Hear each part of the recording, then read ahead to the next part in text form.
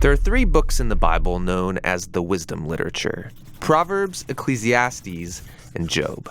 The first, Proverbs, showed us that God is wise and just. Yeah, we learned that God has ordered the world so that it's fair. The righteous are rewarded, the wicked are punished. In other words, you get what you deserve. But then we meet Ecclesiastes, who observes, people don't always get what they deserve. He said the world isn't always fair, that life is unpredictable and hard to comprehend, just like smoke. And this makes you wonder, okay, well, is God wise and just? Exactly. And so it's that question that is being explored in the final book of wisdom, Job. All right, let's dive in. So Job begins with a strange story that takes place up in the heavens, which are described something like a heavenly command center. So God is there with these angelic creatures called the sons of God, and they're all there reporting for duty. And God points out this guy Job, his servant, showing how righteous and good he is. And then one of these angelic creatures approaches. He's referred to in Hebrew as the Satan. The Satan? Who is this? Well, this word is actually a title, which literally means the one who is opposed. So out of this whole crew, he is the one questioning how God is running the world. And he proposes that Job might not actually love God, that he's only a good person because God rewards him. If God were to take away all of the good things he gave to Job, then we would see his true colors. So he thinks Job is just working the system? That's exactly right. Maybe he's obeying just to get what he wants. So God agrees to this experiment and allows the Satan to inflict suffering on Job. And Job loses everyone and everything that he cares about. It is devastating. And remember, he deserves none of this. God himself said so. The remarkable thing is that in the midst of all this suffering, Job still praises God. At least for chapters 1 and 2. But then in chapter 3, we find out how he's really feeling inside. He unleashes this poem that reveals this devastation.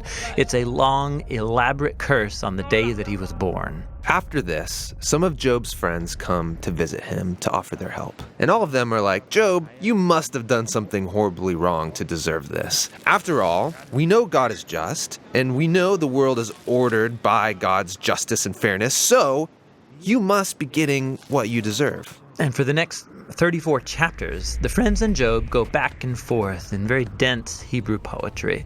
His friends keep speculating about why God might have sent such suffering, and they even start making up lists of hypothetical sins that Job must have committed.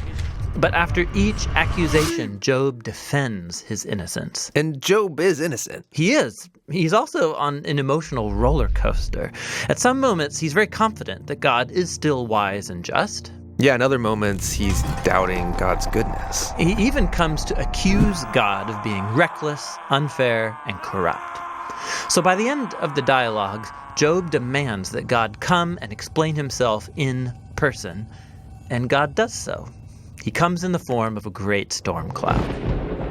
Now, God doesn't give Job a direct answer. He doesn't tell Job about the conversation with the Satan. Yeah, he does something very different. He takes Job on a virtual tour of the universe.